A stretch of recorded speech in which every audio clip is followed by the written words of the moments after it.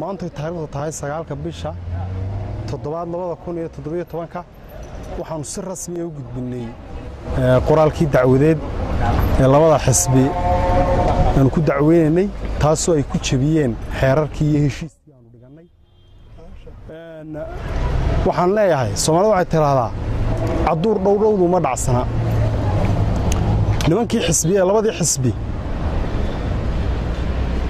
maalintii hore waanagii hore uga sheegnay inay shuruucdii aanu dhiganay ay jabiyeen maantana way sii labalaabeen waxay marayaan inay gawaadhida inta mikrofoonna saaraan calaamadoodina ku xidhaan bay marayaan burco waxay marayaan inay laymanka u dhiibaan dadka kuyuga ku jira astaama lagu arkayo ayay marayaan hadday sii socotana dee doorashada la isla gaadhi maayo waxa weeye dalku wuxuu ku socdaa waxa weeye waa shuruucda dalka xeerarka dalka haddii la ixtiraami waayana wax ka xun baa imanaya xeerarkii dalkaynu dhigannay cid ixtiraamaysaa ma jirto guddoomiyaha komishinka saaka BBC-dan ka dhagaysanayay isagoo arrintaa ka hadlaya laakiin dhex buu weli alaankaa wuxuu ka dhigayaa weli muu si rasmi ah muu cayimin cidda sharciga jabisayna iyaga yihiin cid gaara sheegi mayna buu leeyahay laakiin inuu ka baqamayo waa inuu sheega annagu ilaa imika tallaabo sidii baanu ixtiraaminaa xeerarkii dalka iyo shuruucdii dalka sidii baanu u ilaalinaynaa guddoomiyaha waxaan aad uga xumahay inuu weli carabka kala dhowrayo cidda sharciga jabinaysa guddoomiye si rasmi ah u cadday cidda sharciga jabinaysa waa kulmiye iyo waddani maaha ucud kuma jirto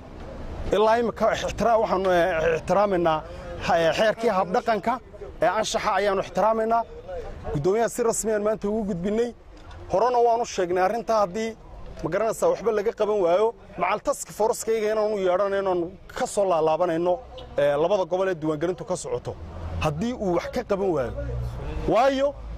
iyadoo doorashada aynaan gelin ololana aynaan gelin baa xeerarkii dalka sidaa loogu tumanaya haddaynu ololo gallo dee gacmahaynu isula tegaynaa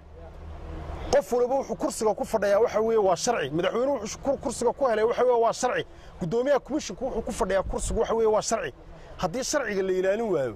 wax ka xun baa imanaya waxaan leenahay si degdeg ah baan jawaabtaa maanta dacwadda aan u gudbinay si degdeg aan uga rabnaa jawaabtoodii waxaanan leenahay ilaa saaka guddoomiye carabka waad kala baqaysaa daraadna waxaan maqlayaa adigoo le waxaan ka codsanaya codso meesha ma yaallo booskanaad fadhidaa waxa weeye waa awood sharci maaha shaqo maaha shaqaalaysiin maaha waxa weeye waa awood sharci weeye haddaad fulin weydana dee waxa weeye waa dib baanu soo noqonayna annagu xisbi ahaan asalaamu calaykum waraxmatullahi wabarakaatu